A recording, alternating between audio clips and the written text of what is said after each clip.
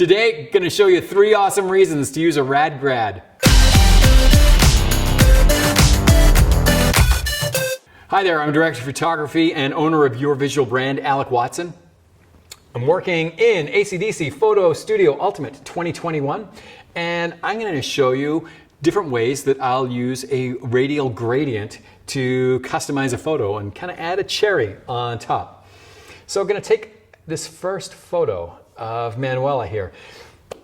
The 3 photos that I've got on here are from a project I did with ACDSee. We call Ultimate Portraits 101. It takes you through all sorts of portraits, from lighting and camera settings through to putting it into ACDSee, and then all the things that you would do in editing. So if you want to take your portraits to the next level, check that out. We're going to be touching on some of the things that we would do in there. So radial gradient. This image here can clearly see was shot with a fairly shallow depth of field. But one of the things we can do with a radial gradient, really simply, instead of having to draw around people to make selections, a radial gradient is an awesome way to make a really soft selection. And it's as simple as this. Where we have selected her, we're going to make no change. Outside of her, we're going to turn the clarity way down. And what that's going to do is turning the clarity down on this grass softens everything out in the image. And it's a super easy way. If I go back to Show Original, you can see that the grass over on the left side and the right side of her is in focus. I turn it off and everything softens out.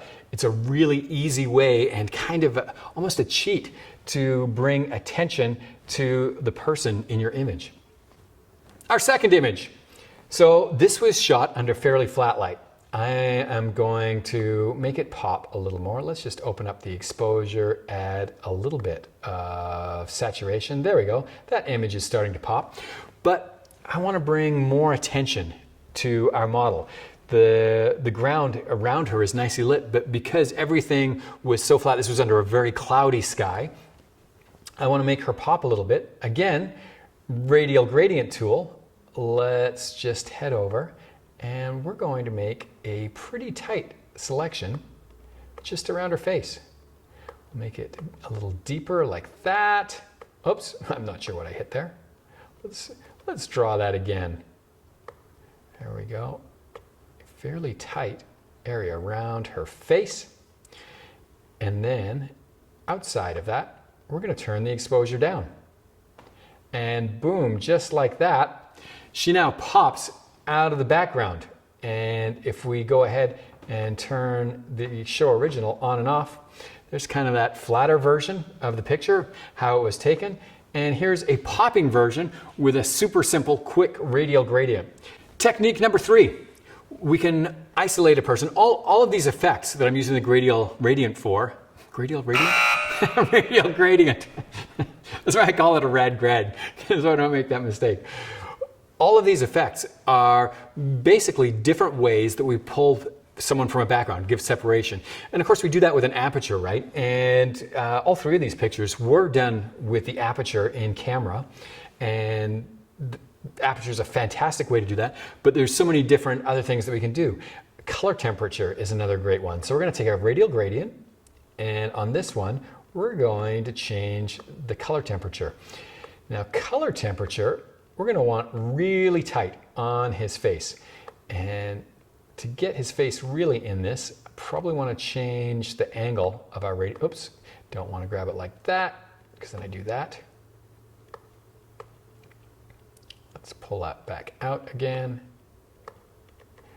Totally botched that. I will leave that in the recording because you might botch it the same way.